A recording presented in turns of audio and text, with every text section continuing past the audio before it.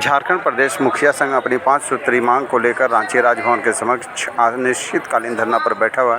इस दौरान मुखिया संघ ने क्या कहा, आइए सुनते हैं। ये आज हम लोग का अनिश्चितकालीन धरना का 5वां दिन है और अभी तक सरकार आपके चैनल के माध्यम से, पेपर के माध्यम से, कान में पता नहीं तेल लगा कर ठेपी लगा लिया है कि क्या किया है। अभी तक सरकार की ओर से किसी भी प्रकार का ना कोई सूचना आया है, ना कोई पहल आई है। हम लोग 5 सूत्री मांगों को लेकर अनिश्चितकालीन धरना पर बैठे हुए हैं और बहुत विवश होकर बैठे हुए हैं। इससे पूर्व भी हम लोग कई बार मांग पत्र दिए, अपनी मांगों के लिए हम लोग समय भी मांगे, लेकिन कहीं कोई सुनवाई नहीं। हक हार करके हम लोग यहाँ पर धरना पर बैठे हुए हैं, जिसमें पहला हम लोग का मांग पत्र है। अन्य राज्यों की तरह झारखंड राज्य वित्त आयोग का राशि जो है, आवंटन जो है, पंचायत को यथाशीघ्र दे, ताकि पंचायत का सर्वांगीण विकास हो। दूसरा कहा है कि जनप्रतिनिधि केरल राज्य की तरफ पर माननीय मुखियागण को 30,000, प्रमुख को 50,000, वार्ड सदस्य को 10,000, उप मुखिया को 15,000 का मानदेय फिक्स करे। तीसरा हम लोग का मांग पत्र है कि हम लोग सुबह से लेकर शाम तक जनता का सेवा करते रहते हैं। एक वार्ड सदस्य हो, एक मुखिया हो, एक पंचायत समिति हो, एक जिला परिषद हो, और किसी कारणवश अगर हम लोग का आकस्मिक दुर्घटना हो जाती है या बर बीमारी से मृत्यु हो जाती है, सांप काटने से मृत्यु हो जाती है, तो उसके लिए 30 लाख का बीमा हम लोग मांग रहे हैं। और बीमा हम लोग आज से नहीं, एकदम शुरू से मांग रहे हैं, लेकिन पता नहीं सरकार क्यों नहीं देना चाहती है। जबकि कोई छोटा कंपनी हो, वो भी तो अपना कार्यकर्ता का, लेबर का बीमा कराता है, लेकिन जब हम लोग माननीय मुखियागण बीमा मांग रहे हैं, वो सरकार देने में अक्षम है। तो आप सोच लीजिए कि सरकार क्या कर रही है। चौथा हम लोग का मांग पत्र है कि अभी आप देखे होंगे कि सरकार बहुत कांची योजना चला रही है, मैया योजना, अब वो आवास योजना, उसमें एक गाइडलाइन निकला दिया है और हर प्रखंड से पंचायत में चिट्ठी भिजवा दिया है कि जो भी जनप्रतिनिधिगण है, वार्ड सदस्य हो, मुखिया हो, पंचायत समिति हो या जिला परिषद हो, ऐसे जनप्रतिनिधिगण कोई भी सरकारी योजना का लाभ नहीं ले सकते हैं। चाहे मैया योजना हो, अब आवास योजना हो, या कृषि से संबंधित हो, या पशुपालन से संबंधित हो। तो मेरा आपके चैनल के माध्यम से खुली चुनौती है। ठीक है, एक वार्ड सदस्य को आप 200 रुपया दे रहे हैं और गरु काड़ा जैसे उसको खटवा रहे हैं। क्या दे रहे हैं भाई? 200 रुपया मैंने कहने में लाज लगता है। उसके बाद भी कोई बात नहीं। अगर हमारे त्रिस्तरीय जनप्रतिनिधि ग्रामीण क्षेत्र से आते हैं, गरीब धारी हैं, बीपीएल धारी हैं, खपरा का घर है, मिट्टी के घर है, इसके बाद भी अगर योजना का लाभ नहीं देना चाह रहे हैं, हमको इतराज नहीं है, लेकिन इसके लिए आपको भी योजना नहीं लेना होगा। आप अपने लिए माननीय सांसद, विधायक, मंत्री, मुख्यमंत्री कैबिनेट से पास करा के करोड़ों अरबों रुपया का आलीशान मकान बना रहे हैं, जिसमें एसी हो, स्विमिंग पूल हो, माने सारा सुविधा। तो इसको आप जनता को सौंपिए। 80 लाख 90 लाख का BMW कार ले रहे हैं, तो इसको भी आप जनता को सौंपिए। 60,000 का मोबाइल ब्रांडेड ले रहे हैं, उसको भी जनता को सौंपिए। 3,000 का रिचार्ज जो करा रहे हैं, उसको भी सौंपिए, तब ना मानेंगे आप। हम लोग सारा नीचे स्तर का, जो ग्राउंड स्तर का, उसका सारा डेवलपमेंट का काम हम लोग पंचायत के मुखियागण करेंगे, वार्ड सदस्यगण करेंगे, पंचायत समिति करेंगे, जिला परिषद करेंगे। सारा काम करें हम लोग, पूरा खटे रात दिन हम लोग, और आप मेवा खाइएगा बैठ के। तो ऐसा कब तक चलेगा? हम आपके चैनल के माध्यम से, अभी भी समय है, यथाशीघ्र हम लोग का जो 5 सूत्री मांग है, उसको यथाशीघ्र हम लोग को बुला के और 5 मांग पत्र को दे देवे। अन्यथा आने वाला दिनों में कुछ ही दिनों बाद हमको लगता है विधानसभा चुनाव होने वाला। ऐसे सरकार को हम लोग, झारखंड प्रदेश के तमाम मुखियागण, जब किसी को हम लोग बैठा सकते हैं कुर्सी में, उसका माला पहना सकते हैं, गुलाब का फूल दे सकते हैं, तो ऐसे निकम्मा सरकार, कान बहिरा सरकार को हम लोग उखाड़ के फेंक देंगे और नदी में बहा जाएगा। बता दें, चुनाव के अंतर्गत आपको सभी, ये बहुत दुख की बात है कि हमारा जो सरकार है वो अभी चुनाव सामने है, फिर भी उनको आज हम लोग का 5 दिवसीय धरना का कार्यक्रम जो है यहाँ 5 दिवस से चल रहा है और अनिश्चितकालीन धरना में बैठे हैं। 5 दिन गुजर चुका है, अभी तक झारखंड सरकार के कानून में जूं तक नहीं रह रहे हैं और अभी तक किसी प्रशासन के द्वारा भी खबर लेने नहीं आया है कि आखिर मुखिया को क्या तकलीफ है जिसके वजह से आज यहाँ धरना में बैठे हैं। आप सब जानते हैं कि सरकार केवल योजना बनाते हैं, लेकिन धरातल पे उतारने का काम केवल मुखिया करते हैं। अगर अभी आप लोग रिसेंट में देखते हैं कि मैया सम्मान योजना जो इतना बड़ा योजना था, उनको धरातल पे उतारने का काम केवल मुखिया ही किए हैं।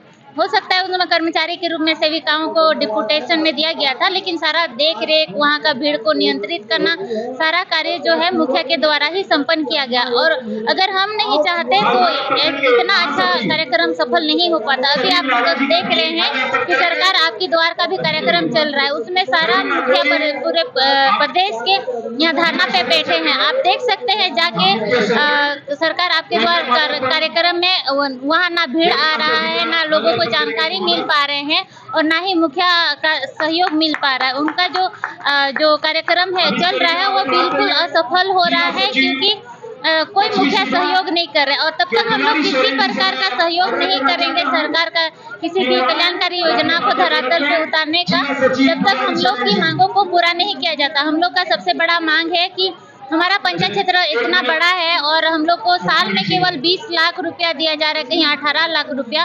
तो हम लोग देख रहे हैं कि अपने पंचायत में बहुत सारा ऐसे शिक्षा विभाग का, स्वास्थ्य विभाग का 14 विभाग हम लोग को सौंपा गया है और उसके तहत हम लोग को बहुत सारे योजनाओं को फोकस करना पड़ता है। देखिए, सरकार चाहता है कि अभी आप सब देख रहे हैं कि टीचर भी पारा टीचर के जैसे बहाल किया जा रहा है। वो चाहते हैं कि हर किसी को हम कम पैसा में कराएं। अगर हम ऐसा अगर सरकार का मंशा है तो वो अपना मानदेय को क्यों बढ़ा रहे हैं? उनका 2 लाख 2.5 लाख रुपया मानदेय की ऑलरेडी है, फिर भी वो लोग साल में 2 बार अपना मानदेय को बढ़ाने का काम करते हैं। आप सब देखते हैं कि पक्ष और विपक्ष के सभी जो विधायक है वो हमेशा एक दूसरे के खिलाफ में लड़ते रहते हैं, लेकिन जब उनके मानदेय का बात आता है तो वो लोग एकजुटता के साथ अपने सर्वसम्मति से इस बात को पारित करते हैं। उनके मानदेय का भत्ता हुआ जो भी है, सारा सुविधाएं उनको उपलब्ध है और अभी भी उनको बढ़ाने का काम वो लोग करते हैं। लेकिन हम भी एक जनपति निधि है, त्रिस्तरीय जनपति निधि, जो आपका महात्मा गांधी जी का सपना था कि पंचायत का गठन हो, पंचायत के तहत ही पंचायत का सर्वांगीण विकास हो सकता है, और वो सपना अब साकार होने के कगार में है और उसका साधन भी हम ही लोग बने हुए हैं। अगर हमें ध्यान नहीं दिया जाएगा, हमें 2,500 रुपया मानदेय दिया जाएगा, तो आप ही बताइए इतना बड़ा क्षेत्र में पेट्रोल डालने तक का भी राशि हमें नहीं प्राप्त हो पा रही है। और ऐसे में अगर वो उम्मीद करते हैं कि मुखिया अपने क्षेत्र में जाके वो सारा योजना को धरातल पे उतारे और साथ ही साथ वो सारा जो समस्याएं हैं, लड़ाई झगड़ा, हर चीज का हम लोग को समाधान करना होता है, तो ऐसे में अगर मुखिया का अपना रोजी रोटी के लिए भी सोचना पड़े तो ऐसे में समाज सेवा कितना दिन चलेगा। तो हम लोग चाहते हैं कि हम लोग को सम्मानजनक मानदेय दिया जाए, ताकि हम लोग अपने क्षेत्र में भ्रमण के लिए भी हम लोग को तेल भी डाल सके और अपने साथ साथ अपने परिवार को भी देख सकते हैं। हम लोग का भी आप देख रहे हैं इतने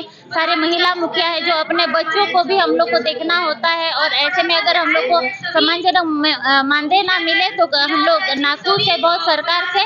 और आने वाले चुनाव में उनको हम लोग इसका जो नतीजा होगा वो बहुत जल्द उनको देखने को भी मिलेगा। अगर हमारी मांगों को यहाँ पे ठान लिया गया है कि अगर सरकार हमारी मांगों को पूरा नहीं करते हैं, तो अगर हम लोग सरकार बनाने जानते हैं तो सरकार को बिगाड़ने भी हम लोग को आता है। और इसमें आप सब जानते हैं कि जितने जो वहाँ की जनता है सबसे ज़्यादा वो लोग पंचायती राज विभाग के तहत जितने भी जनपति निधि है उनसे सबसे ज़्यादा जुड़े हुए रहते हैं, और हम लोग चाहेंगे ना तो किसी का भी सत्ता पलट सकते हैं और बना भी सकते हैं। मेरा नाम है सरस्वती टुडू और मैं कार्यकारी अध्यक्ष मुखिया संघ की जमशेदपुर ईस्ट सिंहभूम।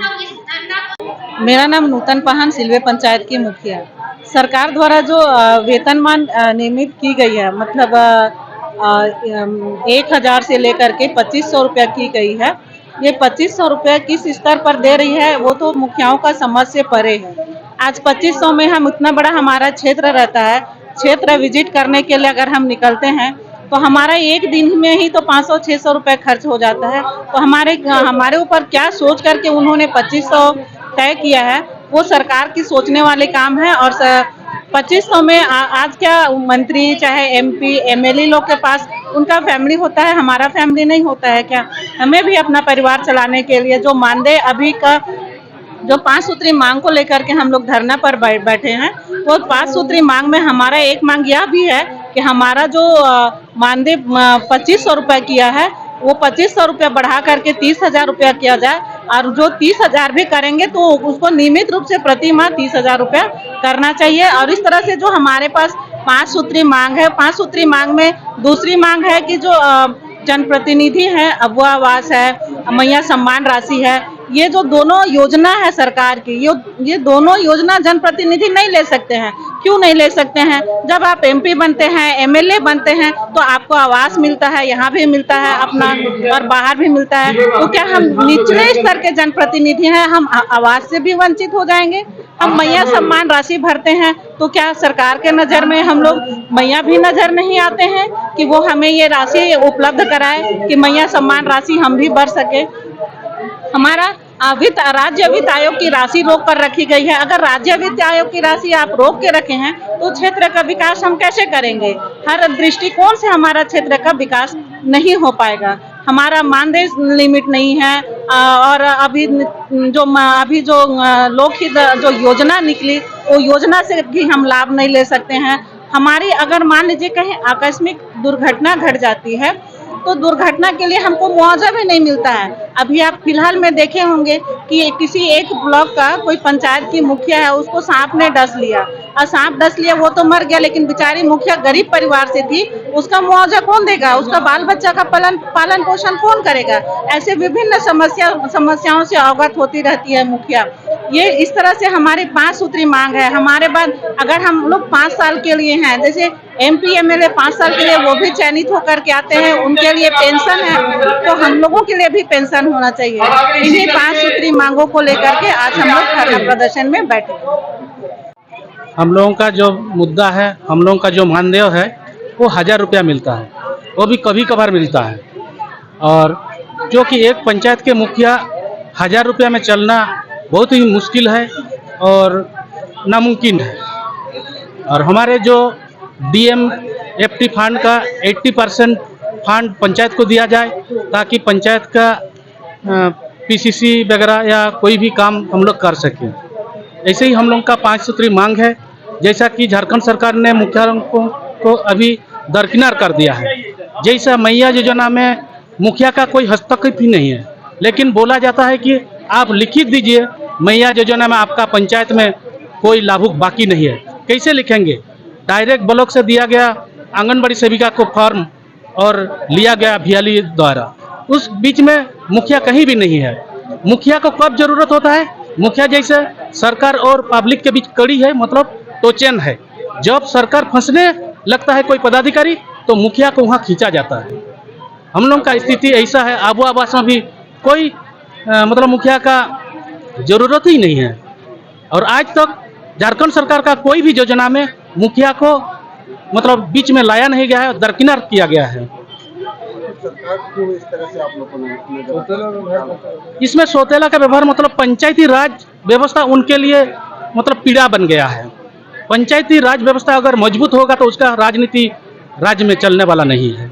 इसीलिए मुखिया लोगों को जैसा पब्लिक के पास हम लोग डायरेक्टली रहते हैं और मुखिया को गाली गलौज भी मिलता है, क्योंकि हम लोग उनके ठीक तरह से उनका जो मतलब उसका जो मांग होता है वो पूरा नहीं कर पाते हैं। हम लोग का फंड बहुत ही कम है, आगे से तो बहुत कम कर दिया है, वो भी 4 भागों में बांट दिया है। टाइड में 3 भाग, 2 भाग है, एक स्वच्छता के ऊपर, एक पेयजल के ऊपर, और थीम में 1 भाग ले लिया है, और अनाबद्ध जो अनटाइड है उसमें 1 भाग है। इसमें अगर हम लोग बांटेंगे तो 4 से 4.5 लाख रुपया एक फंड में हम लोग को मिलता है साल में। तो ऐसे में पंचायत का विकास संभव नहीं है। और भी कुछ अधिकार है जो कि हमारे पंचायत से नहीं चलता है, ब्लॉक से चलता है। जब ब्लॉक से चलता है तो हम लोग काटघरा में चल जाते हैं, वहाँ जाना, लाइन देना और अपना काम कराना मतलब बहुत ही दिक्कत होता है। मेरा नाम लक्ष्मीराम मुर्मू है, गोपालपुर पंचायत है, बहरागुड़ा प्रखंड है, पूर्वी सिंहभूम के लिए।